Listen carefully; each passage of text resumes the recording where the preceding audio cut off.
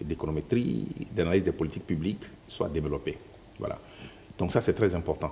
Maintenant, il faut également que de plus en plus, on place les jeunes qui ont cette formation-là dans les ministères pour que les formations professionnelles qui est reçues, que cette formation puisse être perpétuée, puisse être maintenue dans le temps. Est-ce qu'il ne faut pas également déjà penser à insérer cela dans le programme à l'université? Oui, absolument. En fait, l'économétrie s'enseigne déjà. Mais ce que je veux dire, c'est qu'il faut l'étendre davantage. Il faut que tous les domaines de l'économie, que ce soit économie du travail, économie industrielle, économie politique, donc tous les secteurs de l'économie, en fait, qu'il y ait à la base des modèles mathématiques, des modèles statistiques. Voilà. Donc, c'est cette expansion-là qui est aujourd'hui nécessaire. C'est vraiment le cas aux États-Unis, au Canada, de plus en plus dans le monde entier. Donc, il faut que cela soit apporté ici. Parce que, comme vous l'avez très bien dit, si ça se fait au niveau universitaire, si les gens sont formés de cette façon, naturellement, c'est qu'ils vont être recrutés dans tous les secteurs de l'économie, dans l'administration publique. Et donc, sur cette base-là, ils vont pouvoir influer sur les choses. Voilà. Cette réforme-là et ce changement est vraiment nécessaire. Voilà.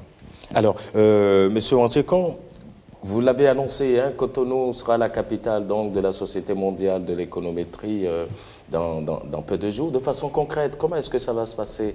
Qu'est-ce qu'il va se passer? D'abord, il y a, pendant 5 jours, donc à partir du vendredi prochain, il y aura ce qu'on appelle une école d'été, c'est-à-dire un institut d'été en économétrie qui va être organisé.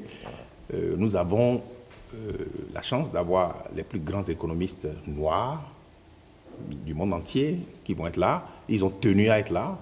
Il y a quelqu'un de London Business School qui est haïtien d'origine. Il y a quelqu'un de Californie à San Diego qui est de Jamaïque.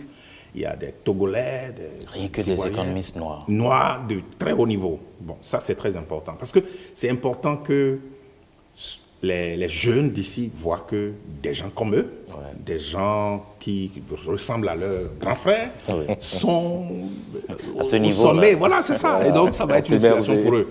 Et puis, en fait, les sujets abordés sont des sujets, ça dit, très, très, très pointus. Ouais, ça c'est... Voilà.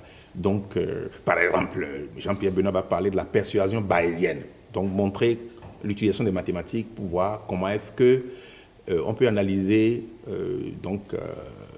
les changements de comportement dans les organisations. Voilà. Bref. Alors, la semaine prochaine, à partir du jeudi, il y aura 3 jours de conférences. Et là aussi...